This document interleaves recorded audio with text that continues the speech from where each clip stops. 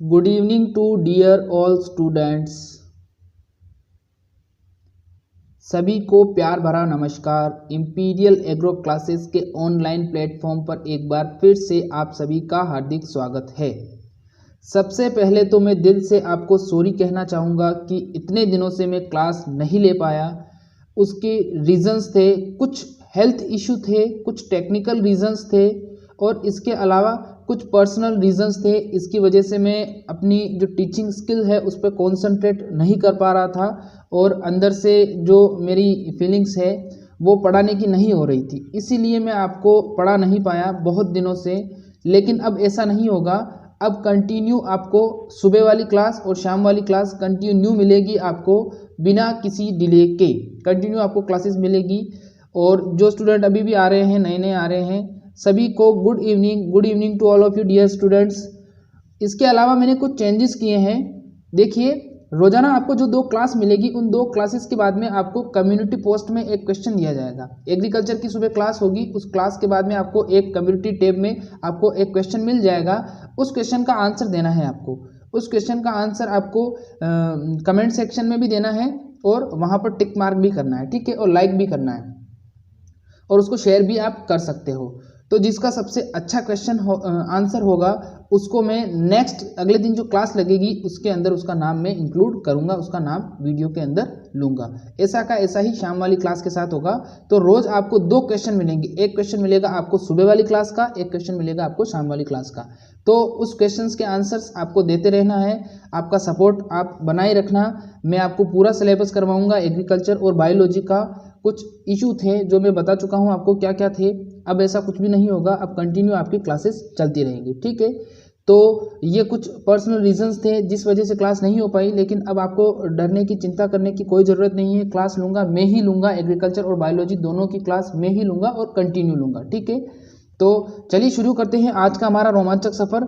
देखते हैं क्या क्या है आज के सेगमेंट में।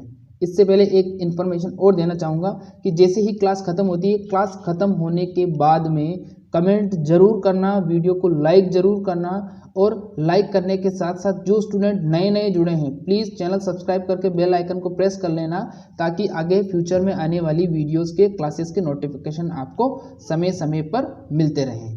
तो चलिए शुरू करते हैं आज का हमारा रोमांचक सफ़र। देखते हैं क्वेश्चन नंबर फर्स्ट क्या है। क्वेश्चन नंबर फर्स्ट है, प्रकाश संश्लेषण में ऑक्सीजन किससे मुक्त होती है।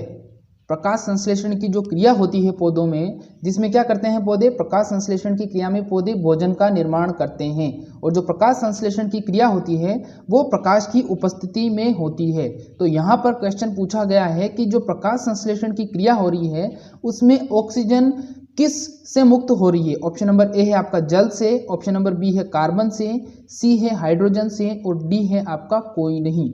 जवाब देना है प्रकाश संश्लेषण में ऑक्सीजन किससे मुक्त होती है, जल से, कार्बन से, हाइड्रोजन से या फिर ऑप्शन नंबर डी है आपका कोई नहीं।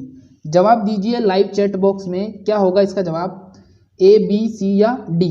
देखिए, जिसने इसका जवाब दिया है ऑप्शन नंबर ए वाला जल से, बिल्कुल सही जवाब है। प्रकाश संश्लेषण में जो ऑक्सीजन मुक्त होती है वो जल से मुक्त होती है। एक बार प्रकाश संश्लेषण वापस से समझा देता हूं, प्रकाश संश्लेषण शॉर्ट में समझाऊंगा। प्रकाश संश्लेषण क्या होता है, प्रकाश की उपस्थिति में पौधों के द्वारा भोजन का निर्माण करना प्रकाश संश्लेषण की क्रिया कहलाता है। इसी क्रिया में क्या होता है कि जो क्लोरोफिल होता है वो प्रकाश से ऊर्जा का अवशोषण करता है और उस ऊर्जा से भोजन का निर्माण करता है। और इसी दौरान ऑक्सीजन मुक्त होती है और जो ऑक्सीजन मुक्त होती है वो जल से होती है, यानी कि जल से ऑक्सीजन के अणु अलग होते हैं और ऑक्सीजन बाहर निकलती है। समझ में आ गया। अगले सवाल की तरफ बढ़ते हैं। नेक्स्ट क्वेश्चन है हमारा, एंजाइम शब्द किसने दिया था। एंजाइम शब्द किसने दिया था। ऑप्शन नंबर ए है आपका मिलर, बी है आपका मेयर, सी है आपका स्टीफन हेल्स और डी है कूहने। जवाब देना है आपको, एंजाइम शब्द किसने दिया था, मिलर ने, मेयर ने, स्टीफन हेल्स ने या फिर कूहने ने। जवाब दीजिए ए, बी, सी या डी। क्या होगा इसका जवाब, एंजाइम शब्द किसने दिया। एंजाइम शब्द जिसने ऑप्शन नंबर डी जवाब दिया है कुह ने, बिल्कुल सही जवाब है। एंजाइम शब्द किसने दिया था? कुह ने दिया था। एक बार पहले भी मैंने आपको बताया था कि एंजाइम क्या है। एक क्वेश्चन पूछा गया था जेट के एग्जाम में कि एंजाइम क्या है। एंजाइम एक हार्मोन है, एंजाइम एक प्रोटीन है, एंजाइम एक शर्करा है या कोई नहीं। तो इसका जवाब भी मैं बता देता हूं। अगर आपसे पूछ लिया जाए कि एंजाइम क्या है, तो एंजाइम विशेष प्रकार की प्रोटीन होती है। क्या होती है? एंजाइम एक विशेष प्रकार की प्रोटीन होती है। और एंजाइम शब्द जो दिया था वो दिया था कुहने नामक साइंटिस्ट ने। किसने दिया था?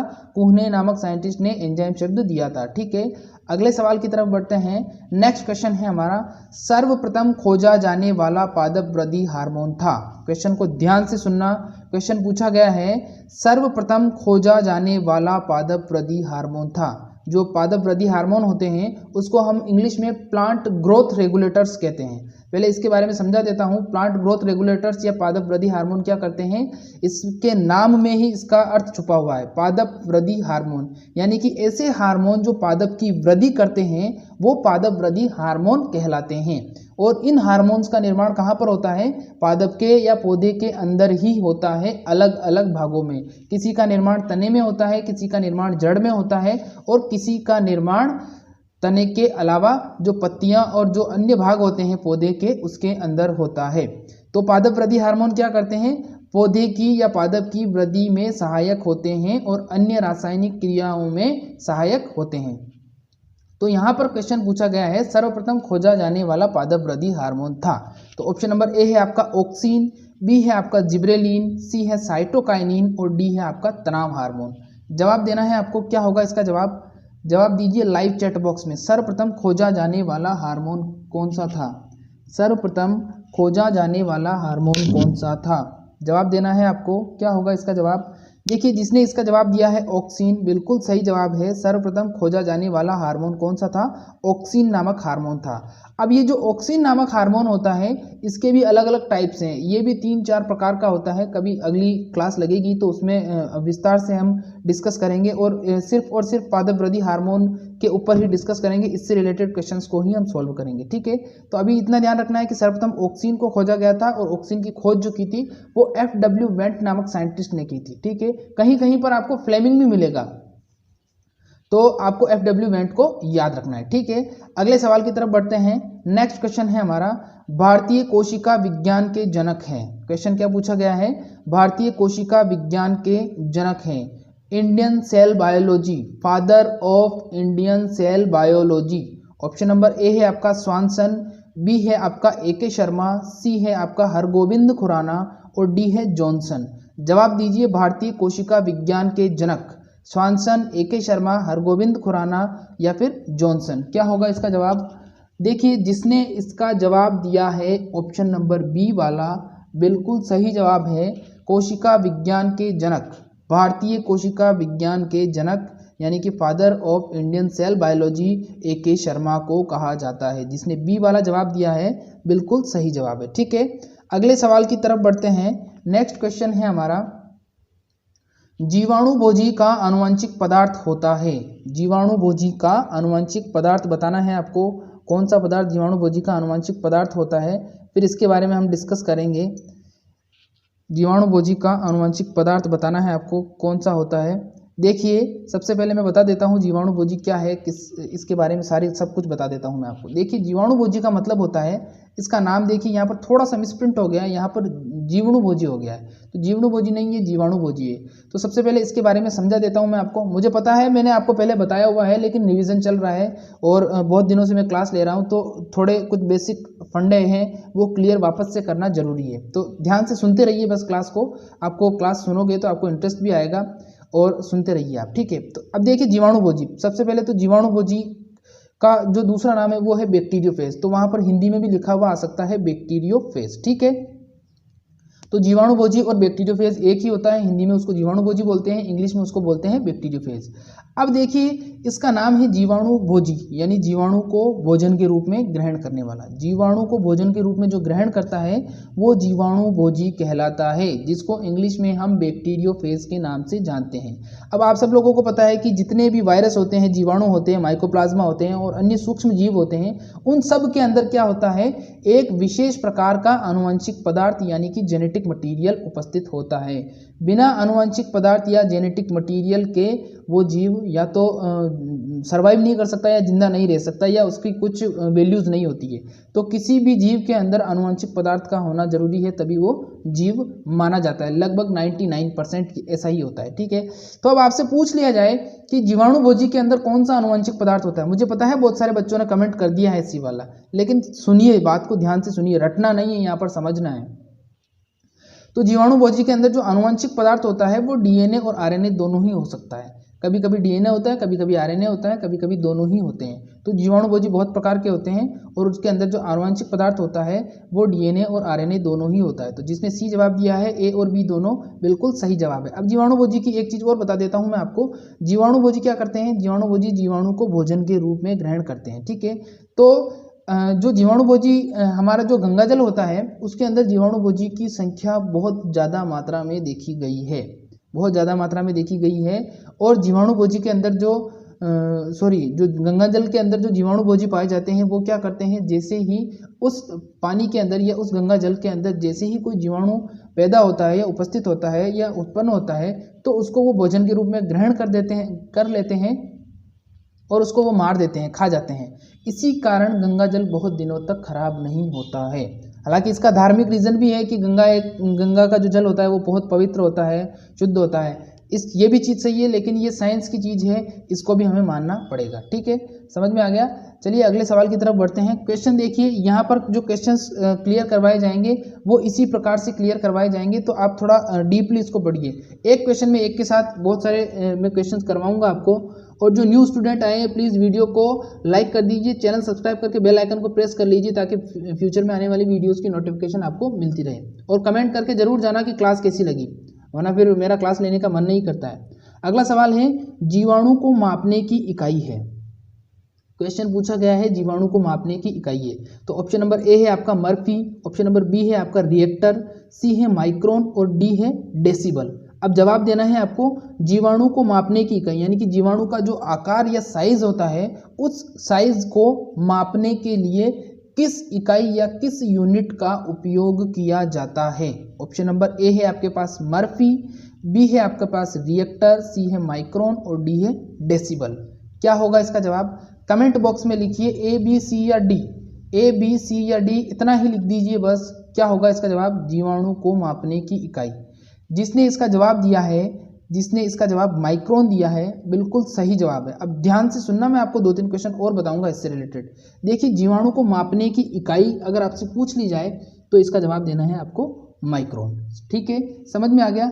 अब आपसे ये भी पूछा जा सकता है कि 1 माइक्रोन कितने मिलीमीटर के बराबर होता है। तो 1 माइक्रोन होता है 100 मिलीमीटर के बराबर। कितने के बराबर होता है, 1 माइक्रोन 100 मिलीमीटर के बराबर होता है। मिलीमीटर की बात कर रहा हूँ, सेंटीमीटर की बात नहीं कर रहा हूँ। सबसे बड़ा होता है मीटर, फिर मीटर के बाद में सेंटीमीटर, फिर सेंटीमीटर के बाद में मिलीमीटर। ठीक है, फिर मिलीमीटर से के बाद में भी होता है माइक्रोन। तो जब 100 मिलीमीटर मिल जाते हैं तो 1 माइक्रोन बनता है। ठीक है, समझ में आ गया आपको। तो ध्यान रखना, जीवाणु को मापने की इकाई क्या होगी, जीवाणु को मापने की इकाई होगी माइक्रोन। ठीक है, अब देखिए यहाँ पर दिया गया है एक वर्ड और रिएक्टर। अब अगर आपसे पूछ लिया जाए, केमिस्ट्री के अंदर ये क्वेश्चन पूछा जा सकता है आपसे कि भूकंप की तीव्रता को मापने की इकाई, भूकंप की तीव्रता को मापने की इकाई क्या होती है। तो भूकंप की तीव्रता को किससे मापा जाता है, मापने की इकाई जो होती है वो होती है रिएक्टर। क्या होगी, रिएक्टर होगी, ध्यान रखना। तो भूकंप की तीव्रता को रिएक्टर से मापा जाता है। इसकी एक और इकाई होती है जिसको हम मर्केली के नाम से जानते हैं, लेकिन उसका उपयोग बहुत कम करते हैं, रिएक्टर का उपयोग ज़्यादा करते हैं। तो जब कहीं पर भूकंप आता है तो आपने देखा होगा कि 7.8 तीव्रता का या 7.8 रिएक्टर का भूकंप आया। तो वो रिएक्टर क्या होता है, भूकंप की तीव्रता को मापने के लिए इस्तेमाल किया जाता है। फिर एक नीचे एक चीज़ दे रखी है डेसिबल। अब डेसिबल क्या होता है, जो आवाज़ होती है, आवाज़ की जो तीव्रता होती है या जो ध्वनि की जो तीव्रता होती है उसको मापने की इकाई होती है डेसिबल।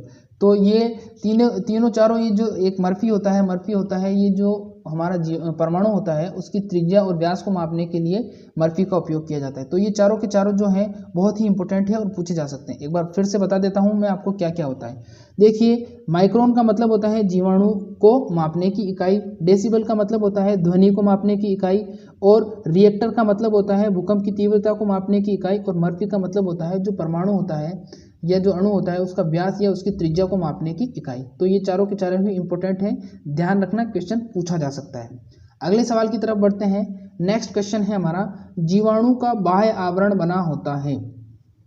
क्वेश्चन पूछा गया है जीवाणु का बाह्य आवरण यानी कि जो उसका बाहर का जो कवरिंग मटेरियल होता है वो किसका बना होता है। ऑप्शन नंबर ए है आपका काइटिन, बी है प्रोटीन, सी है लिपिड और डी है सेकेराइड या सेकेरेट। जल्दी से जवाब दीजिए, जीवाणु का बाह्य आवरण, जीवाणु का बाह्य आवरण किसका बना होता है। काइटिन का बना होता है, प्रोटीन का बना होता है, लिपिड का बना होता है या सेकेराइड का बना होता है। जवाब देना है लाइव चैट बॉक्स में जीवाणु के बारे में। जिसने इसका जवाब दिया है, जीवाणु का जिसने जवाब दिया है काइटिन, बिल्कुल सही जवाब है। जीवाणु का जो बाह्य आवरण होता है यानी कि जो बैक्टीरिया होता है उसका बाहर का जो कवरिंग मटेरियल होता है या स्किन होती है वो बनी होती है काइटिन की। किसकी बनी होती है? काइटिन की बनी होती है। इस चीज का ध्यान रखना, काइटिन की बनी होती है। ठीक है, अगला सवाल देखिए क्या है। नेक्स्ट क्वेश्चन है हमारा, अगला सवाल है, जल में पाए जाने वाले सूक्ष्म जीव किस वर्ग में आते हैं। क्वेश्चन क्या पूछा गया है, जल में पाए जाने वाले सूक्ष्म जीव, जल के अंदर पाए जाने वाले सूक्ष्म जीव किस वर्ग में आते हैं। ऑप्शन नंबर ए है आपका एनिलिडा, बी है आर्थ्रोपोडा, सी है प्रोटिस्टा और डी है पोरीफेरा। जवाब दीजिए, जल में पाए जाने वाले सूक्ष्म जीव किस वर्ग में आते हैं। एनिलिडा, आर्थ्रोपोडा, प्रोटिस्टा या पोरीफेरा। क्या होगा इसका जवाब, ए, बी, सी या डी। जल में पाए जाने वाले सूक्ष्म जीव किस वर्ग में आते हैं। जिसने इसका जवाब दिया है जल में पाए जाने वाले सूक्ष्म जीव, जल में पाए जाने वाले सूक्ष्म जीव, जवाब जिसने प्रोटिस्टा जवाब दिया है बिल्कुल सही जवाब है। जिसने प्रोटिस्टा जवाब दिया है बिल्कुल सही जवाब है। जल में पाए जाने वाले सूक्ष्म जीव किस वर्ग में आते हैं, प्रोटिस्टा में आते हैं। एक बार मैंने बताया था आपको पोरीफेरा के बारे में, पोरीफेरा में कैसे जीव आते हैं। पोरीफेरा के अंदर जो जीव आते हैं वो सूक्ष्म छिद्र युक्त जीव आते हैं। कौन से जीव आते हैं, सूक्ष्म छिद्र युक्त जीव आते हैं। इस पोरीफेरा नाम के अंदर ही इसका अर्थ छुपा हुआ है। पोर का मतलब होता है छेद और पोरीफेरा का मतलब होता है छिद्र युक्त सूक्ष्म जीव, छिद्र युक्त छोटे जीव पोरीफेरा में आते हैं। और जल में पाए जाने वाले सूक्ष्म जीव जो होते हैं वो प्रोटिस्टा के अंदर आते हैं। ध्यान रखना, इसी प्रकार के क्वेश्चंस आपसे पूछे जाएंगे वहां पर एग्जाम में, तो इस चीज़ का ध्यान रखना है। एग्जाम से याद आया कि आपका जो जेट का एग्जाम है वो थोड़ा डिले हो गया है। एग्जाम होगा, आपका एग्जाम जरूर से होगा। जेट, ICR, VHU, PAT जितने भी एग्जाम हैं वो अगले जो अगस्त है, अगस्त एंडिंग तक संभावित है। पक्का नहीं कह रहा हूँ कि मैं हो ही जाएंगे, लेकिन संभावित है कि हो सकते हैं। तो आपको आपकी तैयारी बनाए रखनी है। जो तैयारी कंटिन्यू रखेगा उसी का सिलेक्शन होगा, और जो तैयारी करेगा बीच में छोड़ देगा फिर उसके सिलेक्शन के चांसेस बहुत कम हो जाएंगे। क्योंकि जीतता वही है, रेस में जीतता वही है जो लगातार भागते रहता है। जो रुक जाता है उसकी हार वहीं पर निश्चित हो जाती है। इसलिए अपनी हार को नहीं, अपनी जीत को सुनिश्चित करिए। चाहे आप धीरे ही चलिए लेकिन चलते रहिए, चलते रहिए, चलते रहिए। आपने वो कछुए और खरगोश वाली कहानी सुनी होगी। कछुआ तेज भागता है, खरगोश तेज भागता है, फिर रुक जाता है, और कछुआ क्या करता है, धीरे धीरे चलता है, और लास्ट में क्या होता है, कछुआ जीत जाता है और खरगोश हार जाता है। जबकि कछुआ धीरे चलने वाला प्राणी होता है और खरगोश तेज चलने वाला होता है, फिर भी कछुआ जीत जाता है। क्योंकि कछुआ क्या करता है, अपनी कंटिन्यूटी को बनाए रखता है। इसीलिए अगर आपको भी जीतना है, सिलेक्शन लेना है, तो अपनी कंटिन्यूटी को बनाए रखें। चाहे आप दिन में 2 घंटे ही पढ़ें, लेकिन पढ़े जरूर, पढ़ाई को कंटिन्यू रखें। इससे क्या होगा कि आपका जो पढ़ाई से जुड़ाव है वो जुड़ा रहेगा और लिंकअप जुड़ा रहेगा, और आप जो भी आपने याद किया है वो आपके दिमाग में चलता रहेगा, आप उसको भूलोगे नहीं। और एकदम से आप पढ़ाई बंद कर दोगे, 5-7 दिन भी अगर आपने छोड़ दी ना पढ़ाई, तो जितना भी आपने याद किया वो सब कुछ आप भूल जाओगे। ठीक है, तो इस प्रकार से समझाता रहूँगा मैं आपको। अगला सवाल देखिए क्या है। नेक्स्ट क्वेश्चन है, मानव शरीर में पसलियों की संख्या है। मानव शरीर में पसलियों की संख्या, ऑप्शन नंबर ए है आपका 206, बी है आपका 108, सी है 24 और डी है 9। बताइए जल्दी से, मानव शरीर में पसलियों की संख्या कितनी होती है। मानव शरीर में पसलियों की संख्या बतानी है। ऑप्शन नंबर ए है आपका 206, बी है 108, सी है 24 और डी है 9। क्या होगा इसका जवाब, मानव शरीर में पसलियों की संख्या। जिसने इसका जवाब दिया है ऑप्शन नंबर सी वाला बिल्कुल सही जवाब है, और जिसने इसका जवाब दिया है ए वाला आपका जवाब गलत है। अब देखिए समझिए चीज़ क्या है। देखिए मानव शरीर के अंदर हड्डियां भी होती हैं और पसलियां भी होती हैं, लेकिन जो हड्डियां होती हैं वो पूरे शरीर संपूर्ण शरीर में फैली होती हैं और उनकी संख्या होती है 206। लेकिन जो पसलियां होती हैं वो सिर्फ और सिर्फ हमारे फेफड़ों को कवर करती हैं, यानी कि जो हमारे फेफड़े हैं उसके आगे और पीछे, फेफड़ों के आगे और पीछे जो हड्डियों का जो ढांचा है या जो खोखली हड्डियां हैं वो क्या कहलाती हैं, पसलियां कहलाती हैं। और उनका काम सिर्फ और सिर्फ क्या होता है, हमारे जो कोमल मुलायम फेफड़े होते हैं उनको कवर करने का, उनको सुरक्षा प्रदान करने का कार्य होता है। तो समझ गए आप कि पसलियां क्या करती हैं, पसलियां सिर्फ और सिर्फ फेफड़ों को कवर करती हैं, सुरक्षा प्रदान करती है। और इन पसलियों की संख्या 24 यानी कि 24 होती है। तो अब ध्यान रखना कि हड्डियां और पसलियां अलग अलग होती हैं। हड्डियों की संख्या 206, पसलियों की संख्या 24। पसलियां सिर्फ और सिर्फ फेफड़ों के ऊपर या फेफड़ों के आगे और पीछे होती हैं और फेफड़ों को सुरक्षा प्रदान करती हैं। समझ में आ गया। चलिए अगले सवाल की तरफ बढ़ते हैं। नेक्स्ट क्वेश्चन है हमारा, मानव मस्तिष्क में याद रखने हेतु आवश्यक भाग है। क्वेश्चन पूछा गया है, मानव मस्तिष्क में याद रखने हेतु आवश्यक भाग है। ऑप्शन नंबर ए है आपका सेरिब्रम, बी है मेड्यूला, सी है मास्टर ग्लैंड और डी है कोई नहीं। जवाब दीजिए, मानव मस्तिष्क में याद रखने हेतु आवश्यक भाग है। ऑप्शन नंबर ए है सेरिब्रम, मेड्यूला, मास्टर ग्लैंड या कोई नहीं। जवाब देना है आपको। लाइव चैट बॉक्स में जवाब दीजिए क्या होगा इसका जवाब। मानव मस्तिष्क में याद रखने हेतु आवश्यक भाग, जिसने इसका जवाब दिया है सेरिब्रम, बिल्कुल सही जवाब है। अब इस चीज़ को समझिए थोड़ा सा।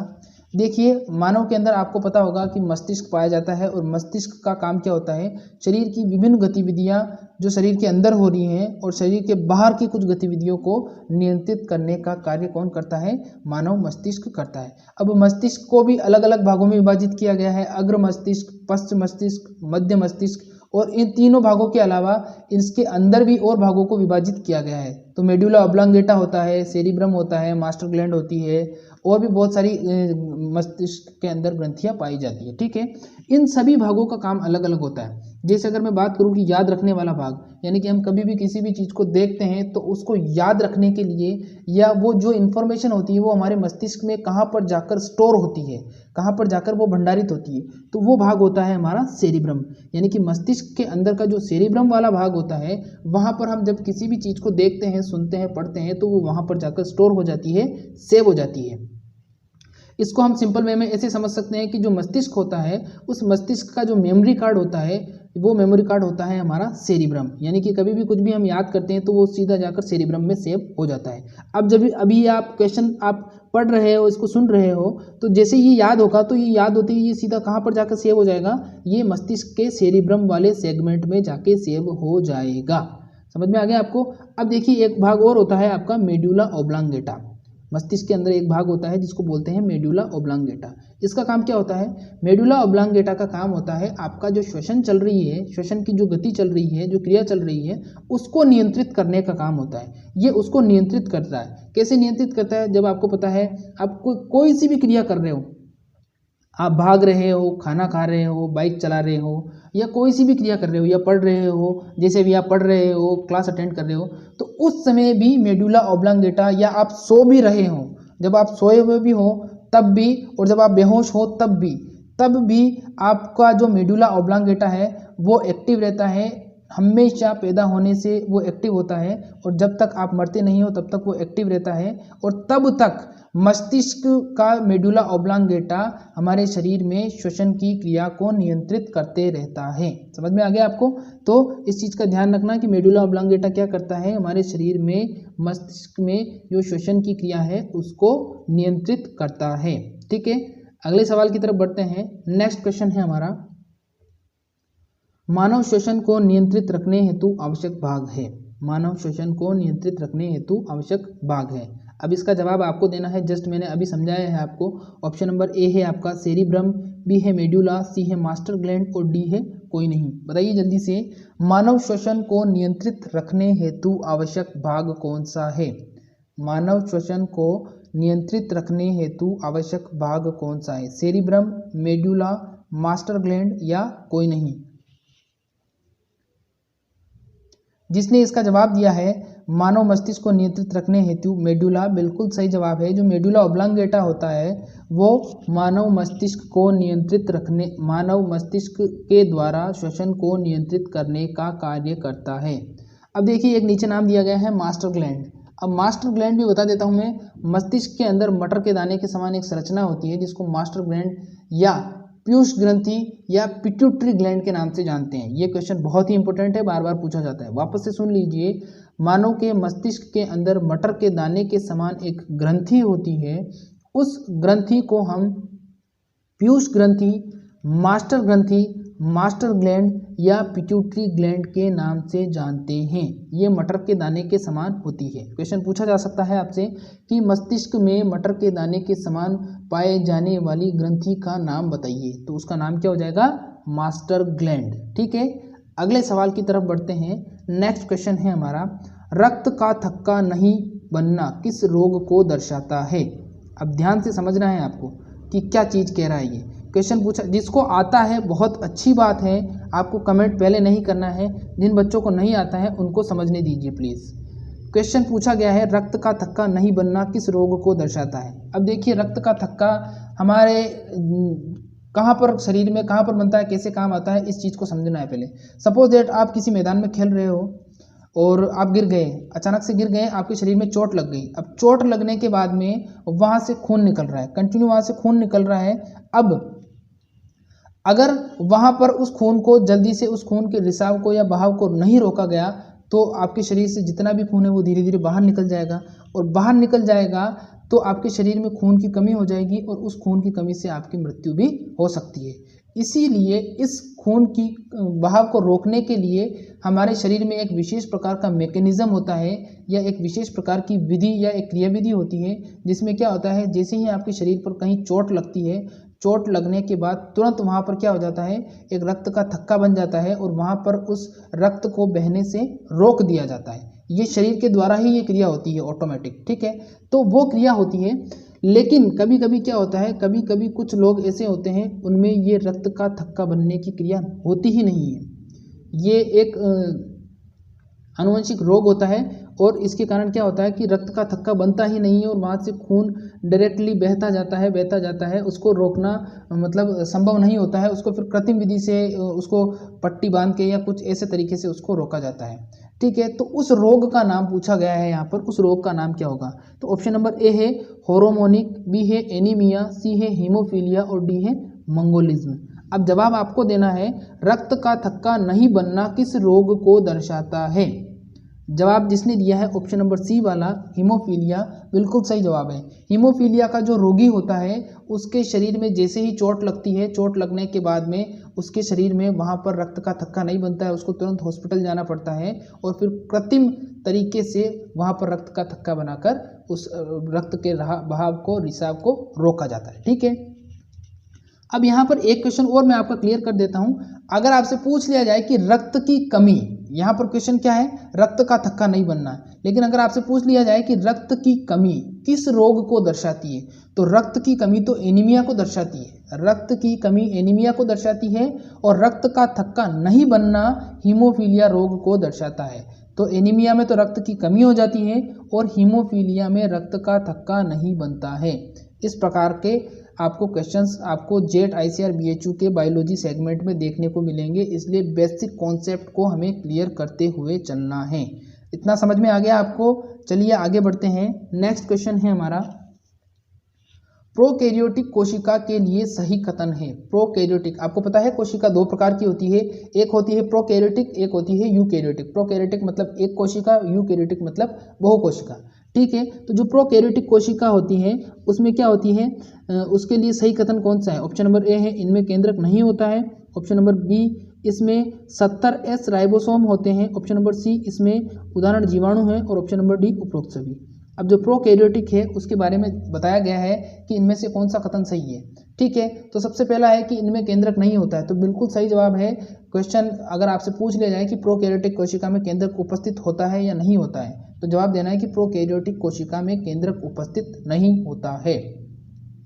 फिर सबसे इंपॉर्टेंट क्वेश्चन आपसे पूछा जाएगा कि प्रोकैरियोटिक कोशिका के अंदर राइबोसोम किस प्रकार के होते हैं। तो प्रोकैरियोटिक कोशिका में राइबोसोम 70S प्रकार के होते हैं। प्रोकैरियोटिक कोशिका में राइबोसोम किस प्रकार के होंगे? 70S प्रकार के होंगे। और यूकैरियोटिक में 80S होंगे, वो आगे आएगा तब बता दूंगा। फिर आपसे पूछ लिया जाए कि निम्न में से कौन सा प्रोकैरियोटिक का उदाहरण है, और उदाहरण में अगर ऑप्शन में आपको जीवाणु दिया गया है तो जीवाणु पर टिक करना है। जीवाणु प्रोकैरियोटिक के अंतर्गत आता है। ठीक है, समझ में आ गया। तो ये 3 क्वेश्चन हैं जो मैंने एक ही क्वेश्चन में कंप्लीट करवा दिए हैं। अगला सवाल देखिए क्या है। नेक्स्ट क्वेश्चन है आपका, यूकैरियोटिक कोशिका के लिए सही कथन है। यूकैरियोटिक कोशिका के लिए सही कथन है। ऑप्शन नंबर ए है आपका, इसमें केंद्रक होता है, बिल्कुल होता है। ऑप्शन नंबर बी है, राइबोसोम 80S प्रकार के होते हैं। क्वेश्चन इंपॉर्टेंट है, पूछा जा सकता है कि यूकैरियोटिक कोशिका में राइबोसोम किस प्रकार के होते हैं। तो यूकैरियोटिक कोशिका में राइबोसोम 80S प्रकार के होते हैं। ठीक है, नेक्स्ट है उदाहरण तो अधिकांश पादप और जंतु जो होते हैं वो यूकैरियोटिक होते हैं। अधिकांश पादप और जंतु जो होते हैं वो यूकैरियोटिक जीव होते हैं। तो इसका आंसर क्या हो जाएगा? उपरोक्त सभी। ठीक है, अगले सवाल की तरफ बढ़ते हैं। नेक्स्ट क्वेश्चन है हमारा,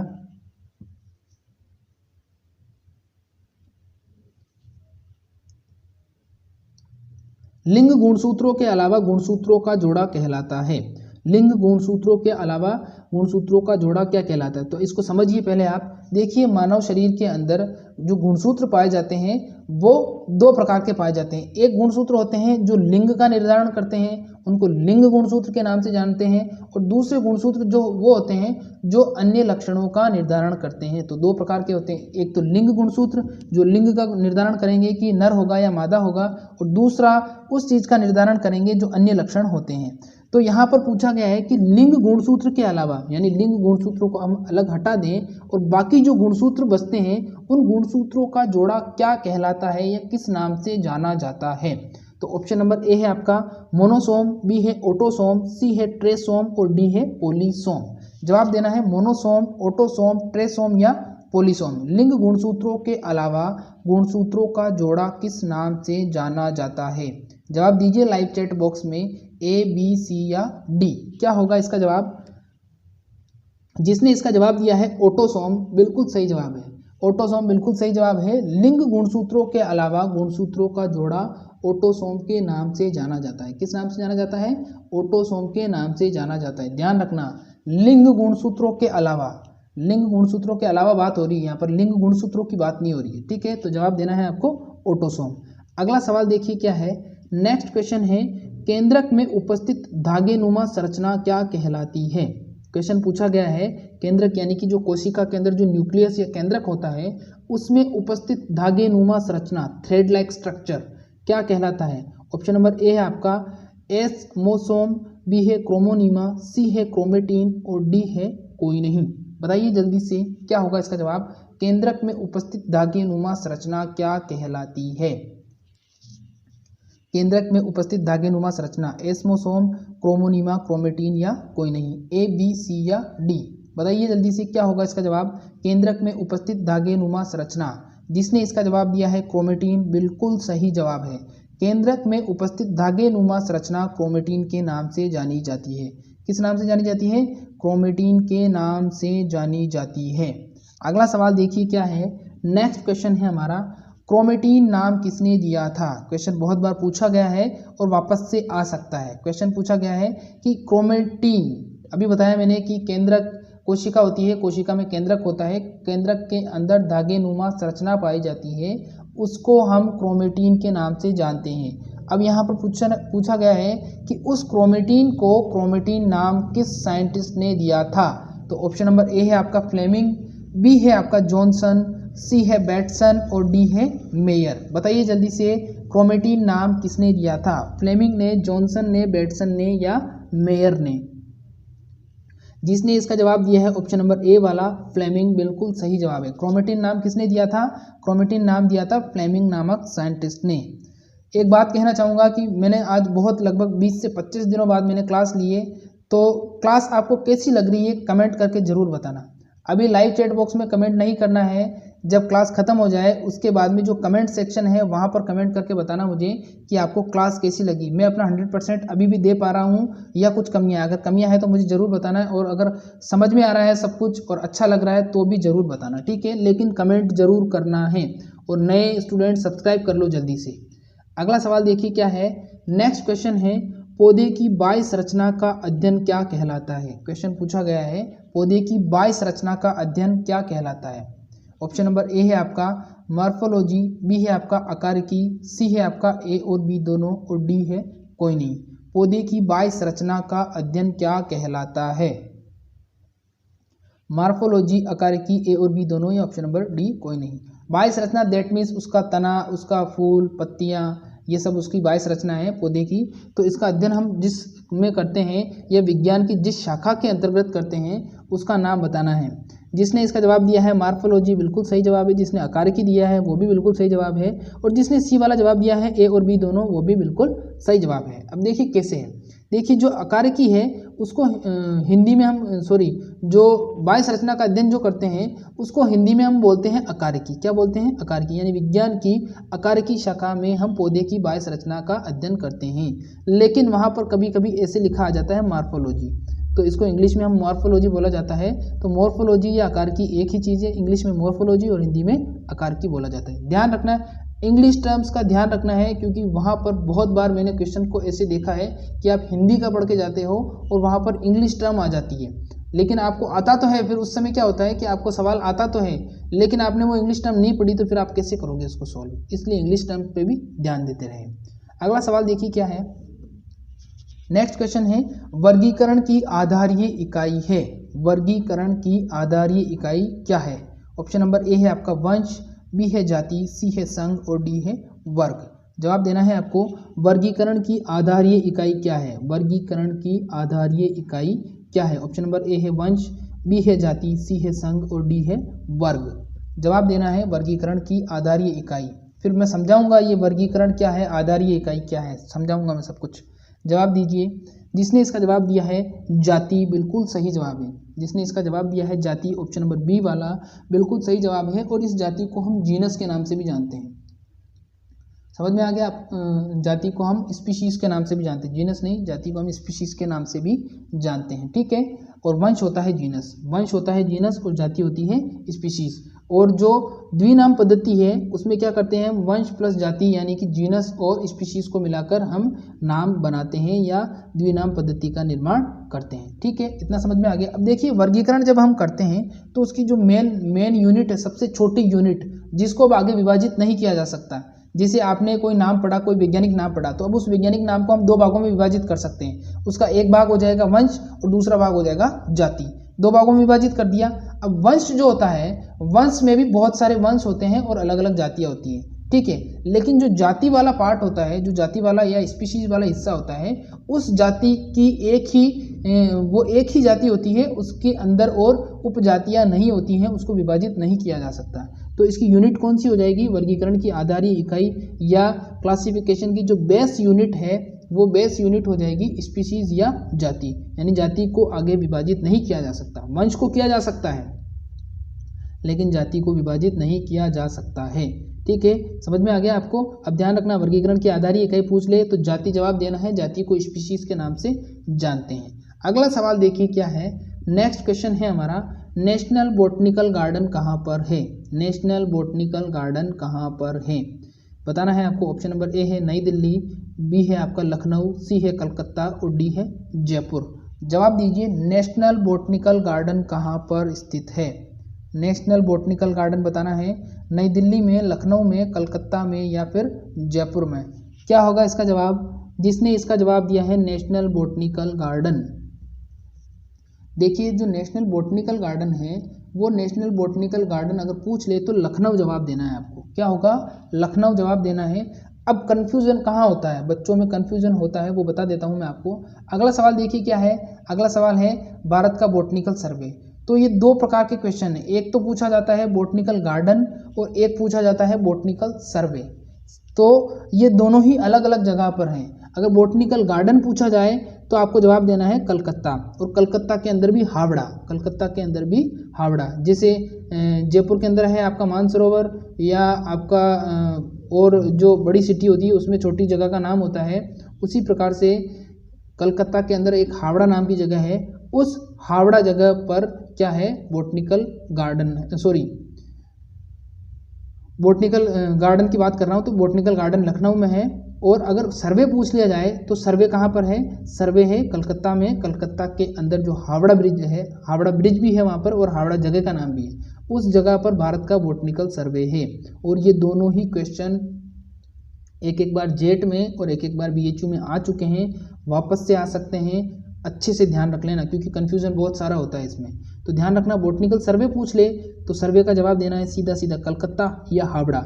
बहुत बार ऐसा भी होता है कि कलकत्ता ऑप्शन में नहीं दिया आपको, सीधा हावड़ा दे दिया, तो हावड़ा सही जवाब है इसका। हावड़ा और कलकत्ता दोनों ही सही जवाब है। अगर आपसे पूछ लिया जाए कि बोटनिकल गार्डन, तो बोटनिकल गार्डन का जवाब देना है आपको सीधा लखनऊ। ठीक है, क्लियर हो गया कॉन्सेप्ट। आगे बढ़ते हैं। देखिए एक चीज़ और बता देता हूँ कि अगर आपको पूछ ले रॉयल बोटनिकल गार्डन कहाँ पर है, जो रॉयल बोटनिकल गार्डन है वो लंदन के अंदर है। कहाँ पर है, कभी आपसे वर्ल्ड जीके के अंदर कोई सवाल पूछ लिया जाए, वैसे तो आपके इनमें नहीं पूछा जाएगा, लेकिन क्या पता बीएचयू में कभी कभी जीके के क्वेश्चन पूछ लिए जाते हैं बीएचयू के अंदर, तो वहाँ पर पूछा जा सकता है कि रॉयल बोटनिकल गार्डन कहाँ पर है। तो रॉयल बोटनिकल गार्डन लंदन के अंदर है, और लंदन आप सब लोग जानते हो कहाँ पर है, लंदन कहाँ पर है, लंदन है इंग्लैंड के अंदर। ठीक है, अगला सवाल देखिए क्या है। नेक्स्ट क्वेश्चन है, पादपों में क्लोरोसिस का कारण किस तत्व की कमी है। क्लोरोसिस का कारण, क्लोरोसिस होता क्या है ये समझिए। क्लोरोसिस का मतलब ये होता है जब पौधों में पत्तियां पीली पड़ना चालू हो जाती हैं, पौधों में पत्तियां येलो हो जाती हैं, पीली पड़ना चालू हो जाती हैं, या उनमें हरे रंग की कमी हो जाती है, तो उस अवस्था को, उस रोग को या उस डिजीज को हम क्लोरोसिस के नाम से जानते हैं। किस नाम से जानते हैं, क्लोरोसिस के नाम से जानते हैं। तो पादपों में क्लोरोसिस किस तत्व की कमी से होता है ये पूछा गया है। अब ऑप्शन नंबर ए है आपका मैग्नीशियम, बी है आपका जेडन यानी कि जस्ता और जिसको जिंक भी बोलते हैं, सी है आपका एन यानी कि नाइट्रोजन, और डी है आपका के यानी कि पोटेशियम। पोटेशियम को के से इंडिकेट करते हैं, पी से नहीं करते, पी से फॉस्फोरस को करते हैं। ठीक है, अब पादपों में क्लोरोसिस का कारण किस तत्व की कमी है, तो इसका जवाब देना है आपको मैग्नीशियम। जिसने ए वाला जवाब दिया है Mg यानी कि मैग्नीशियम, बिल्कुल सही जवाब है। अब इस चीज़ को थोड़ा सा मैं डीपली समझाऊंगा आपको। देखिए पौधों को हरा रंग कौन प्रदान करता है, पौधों को हरा रंग प्रदान करता है क्लोरोफिल वर्णक। क्लोरोफिल वर्णक कहाँ पर होता है, क्लोरोफिल वर्णक होता है कोशिका के अंदर, एक क्लोरोफिल वर्णक पाया जाता है और उसके द्वारा ही पौधों को हरा रंग प्रदान किया जाता है। अब क्वेश्चन पूछा जाता है कि क्लोरोफिल का केंद्रीय तत्व या क्लोरोफिल का आवश्यक तत्व कौन सा है। तो क्लोरोफिल का आवश्यक तत्व कौन सा होता है, मैग्नीशियम होता है। यानी कि जो घूम फिर के मेन पूरी रामायण टिकी हुई है वो इस मैग्नीशियम तत्व के ऊपर टिकी हुई है। जब ये मैग्नीशियम तत्व क्लोरोफिल के अंदर जाएगा तो क्लोरोफिल ठीक से काम करेगा, क्लोरोफिल ठीक से काम करेगा तो पौधा क्या हो जाएगा, हरा भरा हो जाएगा। जब पौधे के अंदर मैग्नीशियम ही नहीं है और पौधों तक मैग्नीशियम पहुंच ही नहीं रहा है, पौधे के क्लोरोफिल भाग तक मैग्नीशियम पहुंच ही नहीं रहा है, तो उस स्थिति में क्या हो जाएगा, हरा रंग तो कम हो जाएगा और पीला रंग ज़्यादा हो जाएगा। ठीक है, समझ गए आप। तो इस प्रकार के क्वेश्चंस आपको घुमा के पूछे जा सकते हैं, आपको बेसिक कॉन्सेप्ट को क्लियर करते हुए चलना है। अगला सवाल देखिए क्या है। नेक्स्ट क्वेश्चन है, पादपों में उपस्थित क्लोरोफिल का कार्य है। क्वेश्चन क्या पूछा गया है, पादपों में उपस्थित क्लोरोफिल का कार्य है। बहुत ही इंपॉर्टेंट क्वेश्चन है, बहुत बार पूछा गया है, आप कंफ्यूज हो जाते हो। क्वेश्चन क्या है, पादपों में उपस्थित क्लोरोफिल का कार्य है। अब ऑप्शन नंबर ए है आपका ऊर्जा बनाना, बी है आपका प्रकाश से ऊर्जा लेना, सी है एटीपी बनाना और डी है भोजन का निर्माण करना। बहुत ही धांसू क्वेश्चन है, ध्यान से समझना है आपको इसको। जिसको आता है वो एक बार जवाब दीजिए, फिर मैं समझाता हूँ आपको। पादपों में उपस्थित क्लोरोफिल का कार्य, ऑप्शन नंबर ए, बी, सी या डी। जिसने इसका जवाब दिया है बी वाला बिल्कुल सही जवाब है, ए भी गलत है, सी भी गलत है और डी भी गलत है। अब देखिए प्रकाश से ऊर्जा लेना, इसका मतलब क्या है। देखिए पादपों में एक विशेष क्रिया होती है जिसको हम प्रकाश संश्लेषण के नाम से जानते हैं। प्रकाश संश्लेषण में पौधे प्रकाश की उपस्थिति में भोजन का निर्माण करते हैं। अब प्रकाश की उपस्थिति में ही क्यों करते हैं और क्लोरोफिल क्यों आवश्यक है, तो देखिए प्रकाश संश्लेषण की क्रिया पौधों के अंदर होगी तो सबसे पहली जो आपको चीज चाहिए वो चीज चाहिए क्लोरोफिल। क्या चाहिए, क्लोरोफिल। और क्लोरोफिल वर्णक होता है पादपों में कोशिका के अंदर। अब क्लोरोफिल आपके पास मौजूद है, लेकिन अगर रात का समय है तो रात के समय में आपको क्लोरोफिल तो मौजूद है लेकिन रात के समय में प्रकाश मौजूद नहीं है, तो उस समय प्रकाश संश्लेषण नहीं होगा। लेकिन दिन के समय में आपके पास में क्लोरोफिल भी मौजूद है और प्रकाश भी मौजूद है, उस समय प्रकाश संश्लेषण की क्रिया होगी और भोजन का निर्माण होगा। अब क्लोरोफिल क्या करता है? क्लोरोफिल जब प्रकाश रहता है, सूरज का प्रकाश रहता है, तो उस दौरान सूर्य की जो रोशनी होती है उस रोशनी के द्वारा ऊर्जा अवशोषित करता है और जहाँ पर भोजन निर्माण होता है, ग्लाइकोलाइसिस और क्रेब्स चक्र की क्रियाएं होती है, मैं बताऊंगा आपको आगे। तो उस ग्लाइकोलाइसिस और क्रेब्स चक्र की क्रिया में वो शामिल होकर प्रकाश के द्वारा भोजन का निर्माण करते हैं। समझ में आ गया आपको? वापस से समझा देता हूं मैं। क्लोरोफिल क्या है? क्लोरोफिल प्रकाश से ऊर्जा का अवशोषण करेगा और ग्लाइकोलाइसिस और क्रेब्स चक्र जैसी जो क्रियाएं होती हैं उन क्रियाओं के द्वारा भोजन का निर्माण करेगा। तो आपको पूछ ले कि क्लोरोफिल का कार्य क्या है? क्लोरोफिल क्या करता है? प्रकाश से ऊर्जा का अवशोषण करता है और भोजन निर्माण की क्रिया में उस ऊर्जा को योगदान देता है या उस क्रिया को देता है, उस ऊर्जा को देता है। इसके दौरान भोजन का निर्माण होता है और ये क्रिया प्रकाश संश्लेषण कहलाती है। समझ में आ गया आपको? चलिए अगले सवाल की तरफ बढ़ते हैं। क्वेश्चन नंबर नेक्स्ट है हमारा, डीएनए के टुकड़ों को जोड़ने का कार्य करता है। डीएनए जो सेगमेंट होते हैं, डीएनए जब कट फट जाता है, टूट जाता है, तो उसको कृत्रिम विधि के द्वारा जोड़ा जाता है। उसको जोड़ने के लिए किस प्रकार के रसायन का या किस प्रकार के एंजाइम का उपयोग किया जाता है? ऑप्शन नंबर ए है आपका लाइगेज, बी है पॉलीमरेज, सी है टाइलिन और डी है कोई नहीं। ऑप्शन आपके पास ए, बी, सी और डी 4 ऑप्शन है। जवाब देना है आपको डीएनए के टुकड़ों को जोड़ने का कार्य। डीएनए के टुकड़ों को जोड़ने का कार्य बताना है आपको, लाइगेज, पॉलीमरेज, टाइलिन या कोई नहीं। क्या होगा इसका जवाब? जिसने इसका जवाब दिया है ऑप्शन नंबर ए वाला बिल्कुल सही जवाब है। जो डीएनए के टुकड़ों को जोड़ने का कार्य करता है वो लाइगेज एंजाइम करता है। कौन सा करता है? लाइगेज एंजाइम करता है। अगला सवाल देखिए क्या है, नेक्स्ट है, विज्ञान की वह शाखा जिसमें झाड़ियों और वृक्षों का अध्ययन किया जाता है। विज्ञान की वह शाखा जिसमें झाड़ियों और वृक्षों का अध्ययन किया जाता है क्या कहलाती है? ऑप्शन नंबर ए है आपका डेंड्रोलॉजी, बी है आपका बॉटनी, सी है एथोलॉजी और डी है साइटोलॉजी। अब जवाब देना है विज्ञान की वह शाखा जिसमें झाड़ियों और वृक्षों का अध्ययन किया जाता है।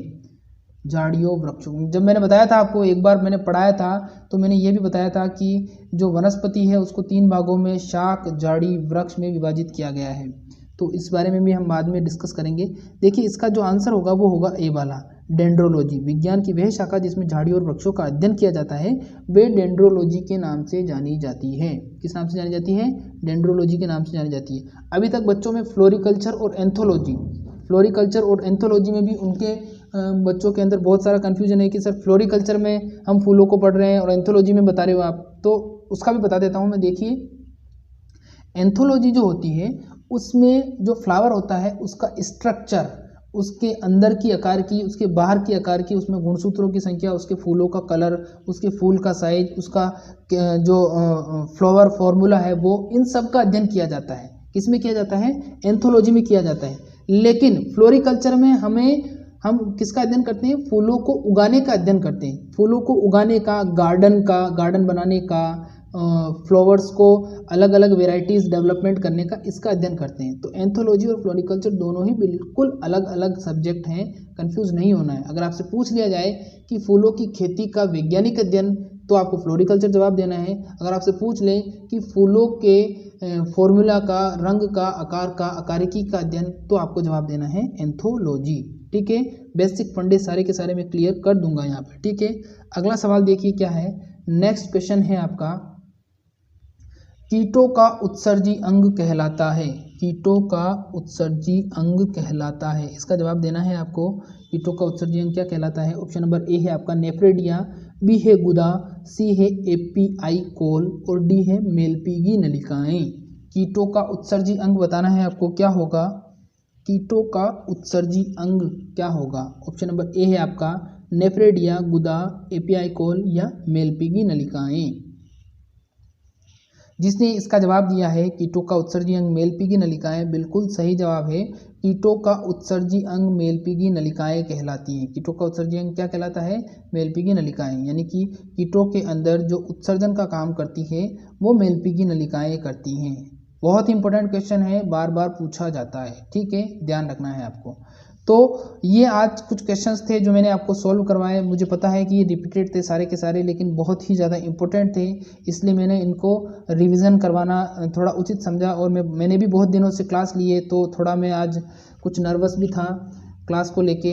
हालांकि मैंने बहुत अच्छा अपना प्रयास किया है, बहुत अच्छे तरीके से आपको एक्सप्लेन करने की कोशिश की है। फिर भी अगर कोई कमी रह गई हो तो मुझे कमेंट बॉक्स में बताना, और साथ में ये भी बताना है आपको कि आज की क्लास आपको कैसी लगी, कमेंट करके ज़रूर बताना। लाइक भी करना है और कमेंट भी करना है और शेयर भी करना है। इस वीडियो की परफॉर्मेंस तय करेगी कि आगे की क्लासेस होगी या नहीं होगी। और जो न्यू स्टूडेंट हैं, पहली बार हमारी क्लास विजिट की है, तो प्लीज़ आप हमारे चैनल को सब्सक्राइब कर सकते हैं, बेल आइकन को प्रेस कर सकते हैं, क्योंकि हमारे यहाँ पर रोज़ाना ठीक 8:30 बजे शाम को और सुबह 11:30 बजे ऐसी ही क्लासेस चलती रहती हैं। तो आज के लिए बस इतना ही, मिलेंगे कल सुबह ठीक 11:30 बजे। तब तक के लिए नमस्कार, खुश रहिए, मस्त रहिए, हंसते रहिए, पढ़ाई भी करते रहिए, लेकिन घर पर ही रहिए, क्योंकि बाहर तो कोरोना है। धन्यवाद।